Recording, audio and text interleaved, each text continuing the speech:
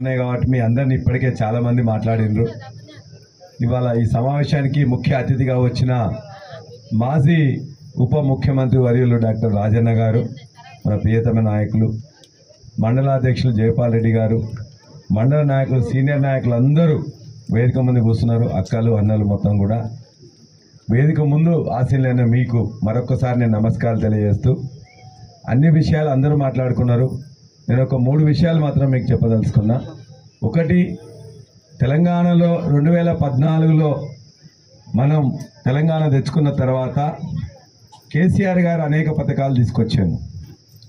ముఖ్యంగా మహిళల కోసం కొన్ని పథకాలు తీసుకొచ్చినప్పుడు, వృద్ధుల కోసం, వితంతుల కోసం కొన్ని పథకాలు తీసుకొచ్చినప్పుడు 200 రూపాయలు 2000 1000 రూపాయలు చేసిండు, 2000 చేసినామని చెప్పి సంతోషపడ్డాం. కానీ కాంగ్రెస్ ప్రభుత్వం రాకముందు కాంగ్రెస్ పార్టీ ఏం చెప్పిందంటే, కేసీఆర్ 2000 రూపాయలు ఇస్తున్నాడు, నేను వచ్చినట్లయితే ఒక 4000 రూపాయలు నేను ఇస్తా, మీ మనవడు మనవరాలు వచ్చి మీ దగ్గర కాళ్ళు వచ్చి పోవాలి, నేను 2000 ఇస్తా అని చెప్పి నమ్మబలికండి. ఎవరికైనా ఇచ్చినాక మనవడు మనవరాలు ఎవరి దగ్గర వచ్చి కాళ్ళు వచ్చిండ్రా? 2000 రూపాయలు కేసీఆర్ ఇస్తున్నాడు, 4000 నేను ఇస్తా అని చెప్పేసి అన్న రేవంత్ రెడ్డి ఇయాటికి డిసెంబర్ 3 ఎలక్షన్ అయితే ఇవాళ మే 3వ తారీఖు, 5 నెలలు వెళ్ళి రేపటికి 6 నెలలు పడుతుంది. మరి 6 నెలలు పట్టింది కదా, ఈ 6 నెలల కాలంలో 2000 రూపాయలు 4000 చేస్తాను, ఎందుకు ఇవ్వలేదని మనం అడగాలన్నా వద్దా? మనందరికి కూడా ఇంట్లో ఒకటే పింఛన్ వస్తుంది, 2 పింఛన్లు ఇస్తా అని చెప్పిండు. ఇచ్చిందా ఎవరికన్నా? అక్క, మీ అందరు కూడా 2500 రూపాయలు ప్రతి ఇంట్లో కూడా నేను మహాలక్ష్మి పథకం కింద 2500 రూపాయలు మీ అత్తకి ఇస్తాను, కోడలికి ఇవ్వాలి, కోడలు కూడా నేను ఇస్తా అని చెప్పిండు. ఇచ్చిందా? ఎవరికైనా వచ్చినాయా? కేసీఆర్ అయితే తులం బంగారం ఇవ్వట్లేదు, 1,00,000 రూపాయలు ఇస్తాడు. కేసీఆర్ 1,00,000 రూపాయలు ఏంది, నేను దాని మీద తులం బంగారం పెడతా మీకు అన్నాడు. ఎవరికన్నా వచ్చినాయా? ఎవరికన్నా ఒక్కరికన్నా? ఉన్న 1,00,000 రూపాయలు కూడా పోయినాయి. కేసీఆర్ కిట్టు ఇంతకుముందు వచ్చేది, ఇప్పుడు వస్తుందా? న్యూట్రిషన్ కిట్టు ఇంతకుముందు వచ్చేది, ఇప్పుడు వస్తుందా? మంచినీళ్ళు చక్కగా వచ్చినాయి, ఇప్పుడు వస్తున్నాయా? కరెంటు చక్కగా వచ్చేది, ఇప్పుడు వస్తున్నదా? ఇంకేమన్నాడు? అమ్మా, మీ బుజ్జి కాలేజీ పోతున్నట్లయితే నేను ఒక స్కూటీ కొనిస్తా అన్నాడు. మన బుజ్జికి ఎవరికన్నా స్కూటీ వచ్చిందా? ఎవరైనా ఒక్క బుజ్జి కూడా ఎవరికి రాలేగా?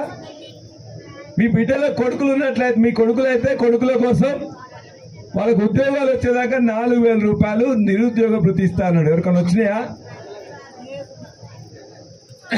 బిఎస్సి బిఈడి అయిన వాళ్ళందరికీ కూడా మెగా డిఎస్సి ఇస్తా 50,000తో అన్నాడు. ఇచ్చిండా? నోటిఫికేషన్లు మొత్తం కూడా జాబ్ క్యాలెండర్ ఇస్తా అన్నాడు. ఇచ్చిండా? ఇక్కడున్న అందరూ కూడా రైతాంగం మహిళల గురించి, నిరుద్యోగుల గురించి మాటలు చెప్పిండు. మనందరూ కూడా రైతాంగానికి మొత్తానికి కూడా ఏం చెప్పిండు? 10,000 కేసీఆర్ ఇస్తాడు, మీరు ఇప్పుడే తీసుకోకండి, నేను వస్తున్నా డిసెంబర్ 9న 15,000 రూపాయలు ఇస్తా అన్నాడు. రైతు భరోసా అని పేరు మీద ఇచ్చిండా? ఎవరికన్నా రైతు బంధు ఇచ్చిండా? ఇవ్వలేదా? అవే కాదు, ఎవరికైనా 1,00,000 రూపాయలు తీసుకున్నట్లయితే రుణమాఫీ, పరిగెత్తండి మీరు అందరూ కూడా, ఇంకొక 1,00,000 తీసుకోండి, 2 లక్షలు తీసుకోండి, 2 లక్షల రూపాయలు డిసెంబర్ 9న 10:30కు సంతకం చేసి మీకు రుణమాఫీ చేస్తా అని మనకు చెప్పిండు. వచ్చినాయా? 2 లక్షలు పోయింది, ఉన్న 1,00,000 కూడా పోయిందిగా. ఓట్ల కేసీఆర్ 2,200 ఇస్తాడు, మేము ఛత్తీస్గఢ్లో 3,000 రూపాయలు ఇస్తున్నాం, కాంగ్రెస్ పార్టీ 3,000 రూపాయలు ఇస్తున్నదని వరంగల్కి వచ్చి మీటింగ్ పెట్టి చెప్పిపోయింది. 2,200 కాదు 3,000 ఇస్తున్నా, నేను 500 ఎక్కువ ఇస్తా అన్నాడు. ఇచ్చిండా? 500 రూపాయలు బోనస్ ఇచ్చిండా ఓట్లకు? ఆ ఓట్లు 2,200కే కొనడం లేదు. నేను ఇదే విషయం అడిగిన రేవంత్ రెడ్డి గారు, డిసెంబర్ 7న నువ్వు ఎక్కినావు, నాకు అసెంబ్లీలో కేసీఆర్ గారు రాకపోతే మాట్లాడే అవకాశం ఇచ్చింది. గంటన్నర సేపు నేను మాట్లాడినా, 10 సార్లు మంత్రులు ఆపిండ్రు. నేను ఆపితే మాట్లాడుతుంటే ఆయన కూడా లేచి అన్నాడు, డిసెంబర్ 9న మీరు రుణమాఫీ చేస్తా అన్నారు, వానాకాలం ఓట్లు ఇప్పుడే వచ్చి ఉన్నాయి, వానాకాలం ఓట్లకు కూడా 500 రూపాయలు ఇస్తా అన్నారు, 10,000 రూపాయలు కాదు 15,000 రూపాయలు, ఇప్పుడు 10,000 తీసుకోవద్దు 15,000 ఇస్తా అన్నారు. మీకు నేను గుర్తు చేస్తున్నా, ఏం పల్లారాజేశ్వర రెడ్డి నువ్వు బాగా చదువుకున్నావు, నువ్వు కూడా ఇట్లా తొందరపడతావు అనుకోలేదు. మీ కేసీఆర్ ఏమైనా లంక బిందెలు పెట్టిండా? తొందరపడుతున్నావు ఎందుకు? 100 రోజుల్లో ఇస్తానని చెప్పేసి అన్నాడు. అంతకుముందు ఏమన్నాడు, ఏ ఊరికి పోతే ఆ ఊరికి ఒట్టేసి డిసెంబర్ 9న రుణమాఫీ చేస్తాడు, 15,000 రూపాయలు ఇస్తా అని చెప్పిండు, రైతు బంధు పెంచుతా అని చెప్పిండు, కౌలుదారులకు ఇస్తా అని చెప్పిండు. నువ్వేగా ఒట్టేసి చెప్పినావు డిసెంబర్ 9 ఇస్తాను, నేను తొందరపడేది గుర్తు చేస్తున్నాను నీకు అని చెప్పిన. నువ్వు గుర్తు చేయని అవసరం లేదు, నాకు తెలుసు, 100 రోజుల్లో నీకు ఇస్తా అని చెప్పేసి అన్నాడు. 100 రోజులు ఎక్కడ ప్రమాణం చేసిండు? అసెంబ్లీ. ప్రజాస్వామ్యానికి దేవాలయం లాంటిది అసెంబ్లీ. ఆ అసెంబ్లీలో ప్రమాణం చేసి చెప్పిండు 100 రోజుల్లో ఇస్తాయి పల్లారాజేశ్వర రెడ్డి. ఇప్పుడే అడుగుతాను, కేసీఆర్ అడుగుతాడు వీళ్ళ సంగతి ఏందని చెప్పేసి అంటే, సరే మంచిది మేము కూడా ఆగుతామని చెప్పేసి అన్నాం. 100 రోజులు అయిపోయింది, 150 రోజులకు వచ్చింది. మరి ఎందుకు ఇవ్వలే? మళ్ళీ ఇప్పుడు ఏమంటే నిన్న వరంగల్కి వచ్చిండు, భద్రకాళి అమ్మ మీద ఒట్టేసి చెప్తున్నా నేను ఆగస్టు 15కి ఇస్తా. నేను భువనగిరికి పోతే భువనగిరి దగ్గరికి వచ్చిండు. నేను భువనగిరి జనగామ నియోజకవర్గం ఎమ్మెల్యే కాబట్టి భువనగిరిలో మనది ఉంటుంది కాబట్టి భువనగిరి పోతే అంతకుముందు మాట్లాడిన ఏం మాట్లాడినా చూస్తే యాదగిరి నరసింహ మీద ఓటేసి చెప్తున్నా నేను ఇస్తా. నిన్నే సిద్దిపేటకు వచ్చిండు, ఇప్పుడే కొమరవెల్లి పోయి వస్తున్నా. నాకు చేరియాల కొమరవెల్లి కూడా నా దానిలో ఉంటుంది. కొమరవెల్లి మల్లన మీద ఒట్టేసి చెప్తున్నా అని. నువ్వు ముందు ఒట్టేసినావు కదా, ఒట్లన్నీ గట్టు మీద పెట్టినావు కదా, అసెంబ్లీలో కదా ఒట్టేసినావు కదా, ఆ ఒట్టు కూడా గట్టు మీద పెట్టినావు కదా. మరి ఇలా కొమరవెల్లి ఒట్టను, నరసన్న మీద ఒట్టు, మా భద్రకాళి మీద అమ్మవారి మీద కొట్టేస్తే ఆ ఒట్లన్నీ ఎందుకు వేస్తున్నావు అని చెప్పి కేసీఆర్ గారు అడిగాను. అంతేకాదు మన ఒట్లు మన అందరం కూడా ఇవాళ ఎండాకాలం ఇంతకుముందు కూడా మనకి ఎప్పుడు కూడా ఈ 8-9 ఏళ్లలో మన మోటార్లు కాలిపోలే. ఇవాళ మోటార్లు కాలుతానయా? నీళ్లు మంచిగా వచ్చి ఎండిపోయినాయా? పొలాలు ఎండిపోలేదా? ఎండిపోయిన పొలాలు. ఒకవేళ మేము నీళ్లు రాకపోతే, బోర్ల నీళ్లు లేకపోతే, చెర్ల నీళ్లు లేకపోతే, బావిలో నీళ్లు లేకపోతే మనం యాసంగి వేయం. యాసంగి వేసి ఎండిపోతే ఎంత బాధ అనిపిస్తుంది? ఇవాళ దున్నడానికి 6,000 రూపాయలు అవుతుందా? నాటు పెడితే 5,000-6,000 రూపాయలు అవుతుంది. మన తెలంగాణలో వస్తే 6,000, బీహార్ వాళ్ళు కానీ ఉత్తరప్రదేశ్ వాళ్ళని వస్తే 5,000, అంతే 4,000 అంతే కదా. వాళ్ళకు కూడా 5,000. మన వాళ్ళు ఎంతగా 6,000కి ఇస్తాను. మన వాళ్ళు 6,000. కొద్దిగా మనం అంతా షాన్లో ఫరక్ రావద్దు కదా. మనంతా ఆడవాళ్ళు వేస్తారు, వాళ్ళు మగవాళ్ళు వేస్తారు, తేడా ఉంటుంది కదా. ఆడవాళ్ళు అంతా ఇగురంగా వేస్తారు కదమ్మా మంచిగా. కాబట్టి మన 6,000 వాళ్ళు 5,000. అదేవిధంగా ఇంత పిండి బస్తాలు కానీ దుక్కిలేయాలే మందు 2 యూరియా బస్తాలు కొంటే మొత్తం 4,000-5,000 అదే అవుతుంది. చివరికి కలుపు తీస్తే 400-500 కూలి, దానికి 4-5 వేలు అవుతుంది. ఇదే విషయం జనగామకు వచ్చి కేసీఆర్ గారు అన్నారు, అసలు పంట రాకపోతే ఆ దేవుని మీద అయ్యో దేవుడు ఇయ్యలేదు, ప్రకృతి ఇయ్యలేదు, వర్షం లేదు, కాలం లేదు, ఏం చేస్తాం లేమని చెప్పేసి ఆ దేవుని మీద ఏదో పెట్టుకొని వేయపోతాం అనుకుంటాం. కానీ నీళ్ళు వస్తే నమ్మకం పలికించినప్పుడు, కాలువల్లో నీళ్లు వదులుతున్నప్పుడు, రిజర్వాయర్ నింపుతా అన్నప్పుడు, గతంలో కేసీఆర్ చేసిన కానీ నమ్మకంతో ఈ అధికారులు కూడా చేస్తారనే ఉద్దేశంతో మనందరం నాట్లేసిన తర్వాత ఎండిపోతే 20-25 వేల రూపాయలు నష్టం జరిగింది. కనీసం వాళ్ళ శ్రమ కూడా ఉన్నది, శ్రమ వదిలిపెట్టు 25 వేల రూపాయలు ఎకరానికి పంట నష్టపోయిన వాళ్ళకి పొట్టకొచ్చింది, పాలు పట్టదు అని చెప్పేసి అడిగితే కేసీఆర్ నువ్వు నన్ను అడుగుతావా? అట్లే కేసీఆర్ అన్నాడు 200 మంది పైన చచ్చిపోయారంటే 48 గంటల్లో చచ్చిపోయిన లిస్టు అన్నాడు. కేసీఆర్ సార్ 4 గంటల్లో లిస్టు పంపించిండు. ఆ లిస్టు పంపించిన తర్వాత కోపం వచ్చి నువ్వు నాకు లిస్టు పంపించమని లిస్టు పంపిస్తావా? నేనేదో అడిగినా ఇవాళ వీళ్ళకు పంట నష్టం గురించి, రైతుల గురించి నువ్వు అడుగుతావా? నీ మొత్తం కూడా నీ పేగులు మెడకేసుకుంటా అని చెప్పేసి కేసీఆర్ గారు అన్నాడు. నిన్ను పండబెట్టి తొక్కుతా అని చెప్పేసి అన్నాడు. ఇట్లా అనొచ్చునా? ఎవరైనా ముఖ్యమంత్రి ఇంకో ముఖ్యమంత్రిగా పనిచేసిన అతన్ని పట్టుకొని నీ పండబెట్టి తొక్కుతా, ఇటువంటి బూత్ మాటలు మాట్లాడొచ్చునా? దయచేసి ఆలోచించండి. అదేవిధంగా ఇంకో మాట కూడా అడిగిండు, మా అక్కయ్యలకు తులం బంగారం పెడుతున్నావు కదా, మరియు మన ఎండాకాలం అయిపోతుంది, మొత్తం కూడా పెళ్లిళ్ళని సమయం అయిపోతుంది, నీకు తులం బంగారం కొనడానికి మార్కెట్లో దొరుకుతలేదా అన్నయ్య రేవంత్ రెడ్డి అని అడిగిండు.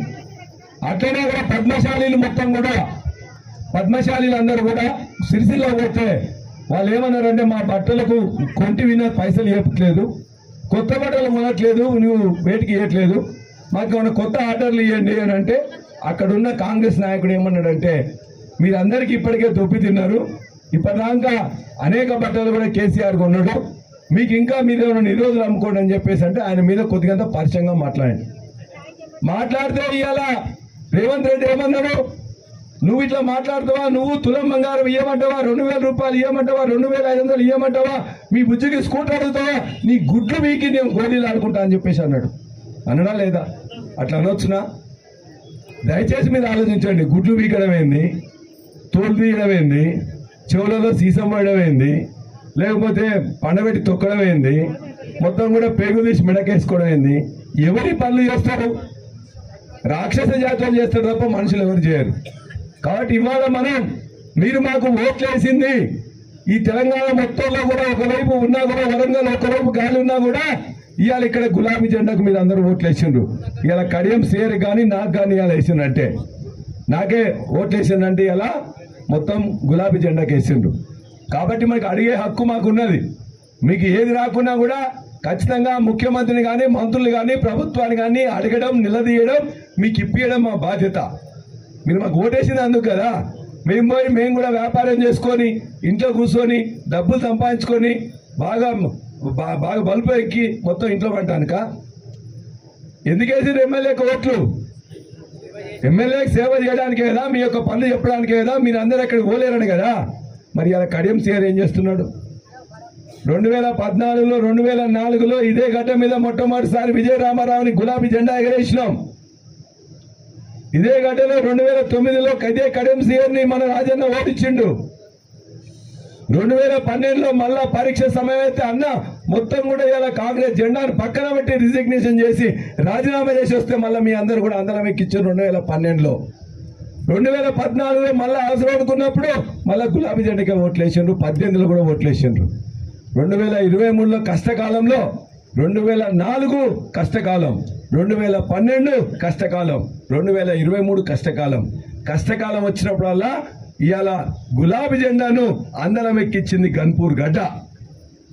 మరి అటువంటి గన్పూర్ గడ్డకు చెడబుట్టినోడు ఇవాళ కడియం సీఆర్ ఇక్కడికి వచ్చిండు. చెడబుట్టినోడు ఇవాళ కడియం సీఆర్ ఇక్కడికి వచ్చిండు. రావడమే కాదు, నమ్మబలికిండు. మేము నిజమే అనుకున్నాం. ఆయనకు అవసరం ఉన్నప్పుడు పల్లా రాజేశ్వరరెడ్డి కావాలి, రాజే గారు కావాలి, ఇక్కడ ఉన్న వాళ్ళందరూ కావాలి. ఏంట్రా చెల్లె రారా మొత్తం మాట్లాడతాడు. ఇంటికి పోతే మాత్రం పైకి కాదు కిందికి కూడా రానియాడు. ఎవరికన్నా ఒక్కరికి సహాయం చేసిందే అడుగుతున్నాం. మేము అదే అడుగుతున్నాం. ఇవాళ నీకు ఈ పార్టీ మరి పదవులు ఏమిటి? ఈ దేశంలో ఉండే అన్ని పదవులు ఇచ్చినాం.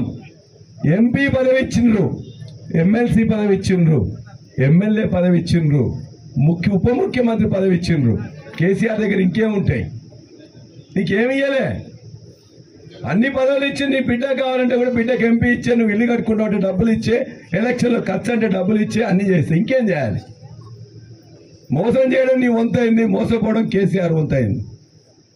మోసం చేయడం ఆనాడు ఎన్టీ రామారావు మోసం చేసినప్పుడే చంద్రబాబు నాయుడు గుర్తించాల్సి ఉండే. అయినా ఈ మోసగాడు ఏం కాదులే మారుతాడు అనుకున్నాడు, చంద్రబాబు నాయుడు ఇచ్చిండు. మళ్ళా చంద్రబాబు నాయుడు మోసపోయినప్పుడైనా చంద్రబాబు నాయుడు నన్ను చూసినా మన కేసీఆర్ సార్ తీసుకోకుండా ఉండాల్సి ఉండే. సరే ఇప్పుడు మారుతాడు, వయసు పెరిగింది కదా మారుతాడేమో అని చెప్పేసి అనుకున్నాడు. మళ్ళా ఇక్కడికి వచ్చి ఎంత మోసం! పొద్దున్నే పోయి సాయంత్రం వరకు వాళ్ళ ఇంట్లో బిడ్డ అల్లుడు కేసీఆర్ దగ్గరికి పోయి కూర్చొని భోజనం చేసి అన్ని తీసుకొని 4 గంటలకు నాకు కేసీఆర్ అటువంటి వాళ్ళు ఎవరు కలవలే, మా ఆయన అసలు అల్లా తర్వాత కేసీఆర్ అంటున్నాడు, సార్ యొక్క మొత్తం మేధావి, సార్ యొక్క ఓపిక అని చెప్పేసి ఈమె కేటీఆర్ ఫోన్ చేసి చెప్తారు. చెప్పి బయటికి వచ్చి ఓ లెటర్ రాసుకున్న దాన్ని పొద్దున్నే 10 గంటలకు రిలీజ్ చేస్తారు. ఇంత మోసం ఎక్కడైనా ఉంటుందా? దయచేసి మీరు ఆలోచించండి. మన ఇంట్లో ఉండే, మనం కూలి చేసుకున్నా, నాలి చేసుకున్నా, లేకపోతే ఇంట్లో ఉన్న మహిళలు కానీ పురుషులు కానీ వ్యవసాయం చేసే వాళ్ళు కానీ రాజకీయంలో ఒక పార్టీ నుంచి ఇంకో పార్టీకి పోవడం ఉంటుంది. ఇలా ఏమి తక్కువైందని ఇలా కడియం సీఆర్ అక్కడికి పోయిండు. నువ్వు అడిగిన అన్ని పదవులు ఇచ్చింది కదా, బిడ్డ కావాలంటే కూడా ఇచ్చింది కదా. నీకు ఇష్టం లేకపోతే నష్టం జరుగుతుంది అనుకుంటే నువ్వు టికెటే తీసుకోవద్దు కదా. టికెట్ తీసుకొని అన్ని తీసుకొని ఇవాళ మొత్తం అన్ని వచ్చిన తర్వాత సాయంత్రం పూట ఏదైతే అన్ని రావాలో అన్ని ముట్టిన తర్వాత పొద్దున వరకు లెటర్ రాసి ఆమె ఎప్పుడు పార్టీలో ఉన్నది, ఆ మేధావితనం ఏమిటి, ఆమె కేసీఆర్కి లెటర్ రాస్తుంది. ఇవన్నీ సాయంత్రం వరకు కేసీఆర్ తోని ఆయనే వాళ్ళ ఆయన ఉన్నప్పుడు గుర్తు రాలేదా? మోసగాళ్ళకే మోసగాడు కడియం శ్రీహరి. ఒక్కటి చెప్పండి, ఇవాళ ఈ జిల్లాలో కానీ ఈ మండలంలో కానీ ఈ యొక్క ఊర్లో కానీ ఎవరికన్నా కడియం శ్రీహరి వల్ల నాకు ఇంత ఉపయోగం జరిగిందని చెప్పేసి అనే ఒక్క మనిషి ఎవరైనా ఉంటే చెప్పండి, ఒకసారి చేయొద్దండి ఎవరన్నా ఒక్కరు. సరే, ఈ గడ్డకు స్టేషన్ గన్పూర్కి ఏమన్నా నువ్వు నీళ్లు తెచ్చినవా? స్టేషన్ గన్పూర్లో ఏమన్నా 7 రిజర్వాయర్లు పెడితే అన్న పెట్టినప్పుడే తప్ప ఇప్పుడు కూడా కొత్తగా ఏమైనా ఉన్నట్టయితే ఎత్తుగడకి ఎక్కలేదంటే నేను పోయి కేసీఆర్ సార్ దగ్గర కూర్చొని మొన్న 105 కోట్లు తీసుకొచ్చినాం. గణపురం మున్సిపాలిటీ చేస్తే మున్సిపాలిటీ కావద్దని కేటీఆర్ దగ్గర కూర్చొని అడ్డుపడ్డది కడియం శ్రీహరి కదా. డిగ్రీ కాలేజ్ నువ్వు ఎడ్యుకేషన్ మినిస్టర్ 10 తొక్కల మినిస్టర్ 4 చేసినావు, ఒక్క డిగ్రీ కాలేజీ కడియం శ్రీహరి ఇక్కడికి ఇప్పియలే. సిగ్గనిపించట్లేదా? మున్సిపాలిటీ చేస్తుంటే అడ్డుపడుతుంది, డిగ్రీ కాలేజీకి అడ్డుపడుతుంది, ఫైర్ స్టేషన్కి అడ్డుపడుతుంది, హాస్పిటల్కి అడ్డుపడుతుంది. అంటే కడియం రాజయ్య గారు ఇక్కడ ఉన్నారని చెప్పేసి కడియం శ్రీహరి అన్నిటికీ అడ్డుపడతాడా? ఇలా కాంగ్రెస్ వాళ్ళు తెచ్చినా నేను తెమ్మంటున్నాం, వర్క్ చేసుకోమంటున్నాం, అభివృద్ధి అనేది అందరికీ మనకు రావాలి అని చెప్తున్నాం. ఇలా కడియం శ్రీహరి తెలంగాణలో ఎక్కువ నష్టం చేసింది ఇలా స్టేషన్ గన్పూర్కి. ఒక్క రిజర్వాయర్ తేలే, ఒక్క ఇన్స్టిట్యూషన్ తేలే, సైనిక్ స్కూల్ వేస్తే దానికి అడ్డుపడ్డాడు, టెక్స్టైల్ పార్క్ వస్తే దానికి అడ్డుపడ్డాడు, మున్సిపాలిటీకి అడ్డుపడ్డాడు, ఫైర్ స్టేషన్కి అడ్డుపడ్డాడు, డిగ్రీ కాలేజీకి అడ్డుపడ్డాడు, అభివృద్ధికి అడ్డుపడ్డాడు. స్టేషన్ గన్పూర్ పైకి పోకుండా చూసింది ఇలా కడియం శ్రీహరి. ఆ కడియం శ్రీహరి మళ్ళా ఓట్ల కోసం వస్తే ఖచ్చితంగా ఓట్లతో బొంద పెట్టాలి, సమాజ్ చేయాలి, రాజకీయంగా సమాజ్ చేయాలి. ఎందుకు రాజకీయం అనేది? నీకు, నీ కుటుంబానికి, నీ బిడ్డకు, నీ అల్లునికి నువ్వు భూములు మస్తుగా కొంటావు, నువ్వు నిరూపించు, బలరాష్ట్రాన్ని నిరూపిస్తా. నువ్వు ఎక్కడ భూములు కొన్నావు, ఎక్కడ కషర్ పెట్టినావు, ఎక్కడ కాంట్రాక్ట్లు వేసినావు, ఏ కాంట్రాక్టర్ దగ్గర పైసలు చొప్పి ఇల్లు కట్టినావు, ఏ కాంట్రాక్టర్లు పైసలతో ఇవ్వాలి. మళ్ళా ఇవాళ ఇచ్చిన కేసీఆర్ కావచ్చు, చంద్రబాబు నాయుడు కావచ్చు, రేవంత్ రెడ్డి దగ్గర కావచ్చు, బిచ్చపోట్లాగా డబ్బులు అడుక్కొని మిగతా వాళ్ళకి ఎవరికి ఇవ్వకుండా పంచుకోకుండా నువ్వు మొత్తం చేస్తున్నావు. మాకు తెలుసు. నువ్వు ఇలా ఇతరులను అడిగే హక్కు నీకు లేదు. నీతి నిజాయితీని ఎవరు చెప్పాలి? పలరాజరెడ్డి మంచోడా, మహేందర్ రెడ్డి మంచోడా, జైపాల్ మంచోడా అని పక్కనోళ్ళు చెప్పాలి. నాకు నేను నీతికి నిజాయితీకి మారిపోయారు, తొక్కలు మారిపోయారు. నీతి నిజాయితీ అయితే ఇవాళ గులాబీ జెండా మీద గెలిచినావు కదా, ఇవాళ దాన్ని గిరాటేసి ముందు ఎమ్మెల్యే పదవికి రాజీనామా చేసి మళ్ళీ సిగ్గు చేరమంటారు రా. అప్పుడు చెప్తాను. రాజన్న రాలే 12వ తారీఖు 2012లో నాకు వద్దు పార్టీ మారుతున్నాడంటే ఇవాళ నేను కాంగ్రెస్ పార్టీలో గెలిచిన, తెలంగాణ కోసం పోతున్నా, ఎమ్మెల్యే పదవికి రాజీనామా చేసి మళ్ళా పోటీ చేసి మళ్ళా మీ ఆశీర్వాదంతో ఎమ్మెల్యే అయ్యాడు. మరి నీకు సిగ్గుంటే, శరం ఉంటే, నీతి ఉంటే, నిజాయితీ ఉంటే, నువ్వు నిజంగా నిలబడి దాన్ని గెలిచి నువ్వు గెలుస్తావు నమ్మకం ఉంటే, ఈ ప్రజలు నీకు ఓట్లేసి నువ్వు మళ్ళీ వేస్తారని నమ్మకం ఉంటే రాజీనామా చేసిరా. రాజీనామా చేయకుండా పైసలు దొప్పుతావు, పదవులు దొప్పుతావు, అన్ని దొప్పి మళ్ళీ ఇవాళ వచ్చి వాళ్ళ మీద నీ నోరుంది కానీ ఇష్టం మాట్లాడతావా? బిడ్డ, ఈ ప్రాంతానికి నువ్వేం చేయలే, నీ కుటుంబాన్ని చేసుకున్నావు, నీ బిడ్డలకు చేసుకున్నావు, ఎవరు చేయలే. నీ వల్ల లాభం పొందినోడు స్టేషన్ గన్పూర్లో కాదు, వరంగల్ కాదు, తెలంగాణలో కూడా ఎవరు కూడా ఒక్కరు లేడు. ఈ అందరి వల్ల లాభం పొంది నువ్వు ఒక్కరి మాత్రమే. అందరి ప్రజల వల్ల, నాయకుల వల్ల, వాళ్ళ శ్రమ వల్ల, ఇక్కడ ఉన్న జఫర్గఢ్ నాయకులు కూడా ఇవాళ ఎవరైతే అలాంటి వాళ్ళ నాయకులు ఉన్నారో వాళ్ళు ఇవాళ పోయింది. కష్టపడి ఎంపీపీ గెలిపించినాం, జెడ్పీటీసీ గెలిపించినాం, సర్పంచులు, ఎంపీటీసీలను మొత్తం కూడా ఇలా గులాబీ జెండా పేరు మీద గెలిపించినాం. వాళ్ళు కూడా యథా రాజా తదా ప్రజ అన్నట్టు రాజకీయ నాయకుడు వాళ్ళ యొక్క నాయకుడు ఎట్లా చేస్తారో వాళ్ళు కూడా వాళ్ళు ఎన్నుకున్న ప్రజలను వంచి మోసం చేసి ఇవాళ మొత్తం కూడా సిగ్గు ఎక్కువ లేకుండా సంపాదనే ధ్యేయంగా, తమ ఒక్క కుటుంబమే ధ్యేయంగా ఇక్కడ ఉన్న కొంతమంది నాయకులు పోయిను. వాళ్ళని కూడా ఖచ్చితంగా మీరందరూ కూడా ఇవాళ అందరూ వస్తుంటే చెప్తుండొచ్చు, మళ్ళీ సిగ్గు లేకుండా ఓట్లేయమని మీ దగ్గరికి వస్తున్నారు. ఖచ్చితంగా నిలబెట్టి అడగండి, నీకు ఏ గుర్తు మీద నీకు ఓటేసినావు? సర్పంచ్గా, ఎంపీటీసీగా, ఎంపీపీగా, జెడ్పీటీసీగా గులాబీ జెండా ఉంటే కదా ఇచ్చింది. దయచేసి ఆలోచించండి. కడియం సీఆర్ మీద వ్యక్తిగతం ఎందుకు, మనం మేమే ఓట్లేమని వచ్చినాం కదా, మా ఊరికే తీసుకోపోయి ఈ మహానుభావుడు మంచోడు అది అని చెప్పినాం. ఈ మహానుభావుడు ఇవాళ ఏమంటాడు, మరి నన్ను వచ్చి పల్లరాజేశ్వరరెడ్డి ఆయన ఎలక్షన్ కోసం ఇన్ఛార్జిగా రావాలి, అందరిని కూర్చోబెట్టి మాట్లాడడానికి రావాలి, పల్లరాజేశ్వరరెడ్డి పైసలు కావాలి, పల్లరాజేశ్వరరెడ్డి నీకు సీటు కావాలంటే కేసీఆర్తో చెప్పాలి. కానీ పార్టీ మారినప్పుడు మాత్రం పల్లరాజేశ్వరరెడ్డి చీడపురుగు. నేను చీడపురుగునైతే నా దగ్గర నేను ఎట్లా గెలుస్తా, నా గన్పూర్లో నేను పుట్టిన గడ్డలో కూడా మా వాళ్ళందరినీ దండం పెట్టి ఓట్లేపించి నేను గెలిపించిన కదా. నేను గెలిపించింది ఎవరు? ఇక్కడున్న గులాబీ శ్రేణులు, ఆ గులాబీ శ్రేణులకు నాయకత్వం వచ్చింది రాజన్న కావచ్చు, నేను కావచ్చు, ఇక్కడున్న అనేక మంది వందలాది మంది వేలాది మంది కార్యకర్తల శ్రమతో వారి యొక్క స్వేదంతో నిన్ను అలా అందరం ఎక్కించినాం. వాస్తవం కాదా? చెప్పండి, ఒక్క నాయకుడు కానీ ఒక్క కార్యకర్త కానీ పల్లరాజేశ్వరరెడ్డి వస్తే ఏదైనా పైసలు తీసుకున్నా లేదా పని చేయకుండా ఉన్నాడు అని చెప్పేసి. నీకు అవసరం ఉన్నప్పుడు గొప్పవాడు, నీకు అవసరం లేనప్పుడు ఇక చీడపురుగు. నీ మాటలు నమ్మడానికి ఎవరు సిద్ధంగా లేరు. మీ అక్కలకు అమ్మలకు అందరికి కూడా ఒకటే విన్నపం, ఇటువంటి కాంగ్రెస్ కి అదే విధంగా వీళ్ళకు కూడా మనం బుద్ధి చెప్పాల్సిన అవసరం ఉంది. 2 నిమిషాలక్క, ఇవాళ మీకు ఇస్తానన్నా మనం మళ్ళీ అలవోకగా మన దగ్గర ఇలా పైసలు ఎక్కువనే కాబట్టి ఇష్టం వచ్చినట్టు పైసలు కూడా ఇస్తారు. ఇలా గులాబీ జెండా వచ్చిన నాయకుడు డాక్టర్ సుధీర్ కుమార్ దగ్గర ఇల్లు కూడా లేదు. నిజంగా చెప్తుంటే ఇలా డీజిల్ పైసలు కూడా ఆయన దగ్గర లేవు. పార్టీనే పెడుతున్నారు. Doctor Sudheer Kumar ZP chairman ఉన్నా కూడా ఆయన ఇల్లు సంపాదించుకోలే. ఇటువంటి నీతి కాదు, కడియం నీతి కాదు, నిజమైన నీతివంతుడు. నీతి అంటే ఇప్పుడు 2 రకాలు, కడియం నీతి, అసలు నీతి. కడియం నీతి కాదు, అసలు నీతి పరుడు. అసలు నీతి పడైన సుధీర్ కుమార్ని గెలిపించుకోవాలి. డాక్టర్ ఉద్యమంలో 2001 నుంచి ఉన్నాడు. ఇల్లు లేదు, వేరే సంపాదన లేదు, బ్రహ్మాండంగా ప్రజల సేవలోనే తరిస్తున్నాడు, ఉద్యమ సేవలో తరించాడు. అటువంటి మాదిగ బిడ్డకి మనం ఓట్లు వేసుకుందాం. బాగా చదువుకున్న డాక్టర్ కాబట్టి మనకు మోసం చేసేవాడు కాదు. 21 నుంచి ఒకటేలాగా ఉన్నాడు. ఇటువంటి ఇలా పోటీ ఎవరికి? ఒక నీతివంతునికి, ఒక అవినీతివంతుడైన కడియం శ్రీహరికి. ఒక పట్టుదల ఉండి, కమిట్మెంట్ ఉండి, పార్టీలో 21 ఏళ్ళు ఉన్న ఒక నాయకునికి ఇవాళ మనం దాన్ని ఏమంటాం, తొండ ఉదిరి ఊసరవెల్లిగా మాట్లాడతాయి. ఆ ఊసరవెల్లి దాని కడియం శ్రీహరికి. ఊసరవెల్లి కూడా సిగ్గుపడుతున్నాడు కదా, మొన్న దగ్గర రాసిండు మా మిత్రుడు. ఊసరవెల్లి కడియం శ్రీహరిని నాతో ఎందుకు పోలుస్తున్నావు? నేను ప్రకృతి వల్ల నేను రంగులు మారుస్తుంటా, ఆ ప్రకృతి వల్ల నేను రంగులు మారుస్తుంటా. కడియం శ్రీహరి వాడు ఉట్టిగా ఎప్పటికప్పుడు ఒకసారి పచ్చ జెండా వేసిండు, ఒకసారి గులాబీ జెండా వేసిండు, మళ్ళీ ఒకసారి 3 రంగుల జెండా వేసిండు. ఆయనలా రంగులు మార్చలే. దయచేసి నన్ను పోల్చకండి కడియం శ్రీహరితోనని ఊసరవెల్లి మొత్తుకుంటుందట.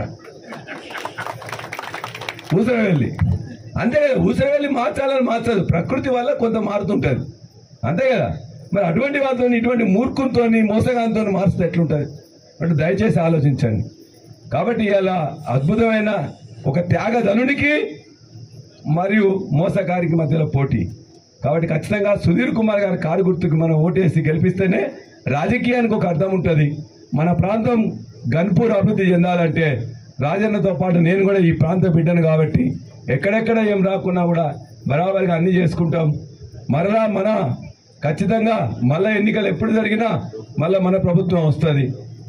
ఇవాళ ఏ ఎన్నికల్లో కూడా ఇవాళ మళ్ళా జరిగిన సర్పంచ్ ఎన్నికలు కావచ్చు, కాబోయే ఎంపీటీసీ కావచ్చు, జెడ్పీటీసీలో ఈ ప్రాంతంలో మిమ్మల్ని, మీ ప్రాంతంలో మిమ్మల్ని గెలిపించి మళ్ళా ఇక్కడ గులాబీ జెండానే మనం ఎగరేసుకుందాం.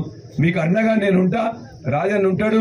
ఏ పనైనా జనగాంలో ఉంటాయి కాబట్టి ఈ యొక్క జఫర్గఢ్ మొత్తం కూడా జనగాం కిందనే వస్తుంది కాబట్టి మీ యొక్క రెవెన్యూ పనులైనా, కలెక్టరేట్ పనులైనా, పోలీస్ పనులైనా, హాస్పిటల్ పనులైనా ఖచ్చితంగా దగ్గరుండి నేను చేసి పెడతానని మీ అందరికీ హామీ ఇస్తూ, మనం ఏమని పాటుగా ఉంటే అయ్యో పాపం మళ్ళోసారి ఏమని చెప్పి మనోళ్ళు చెప్పిందని అంటే 1 నిమిషం మళ్ళీ ఏమంటాడు, మేము ఇంత చెప్పినా, మొత్తుకున్నా, రైతు బంధు ఇవ్వకున్నా, పింఛన్ ఇవ్వకున్నా, ఇలా తులం బంగారం ఇవ్వకున్నా, రుణమాఫీ చేయకున్నా చివరికి నాకే ఓటేసాను, నువ్వెందుకు అడుగుతున్నావు అని అంటాడు.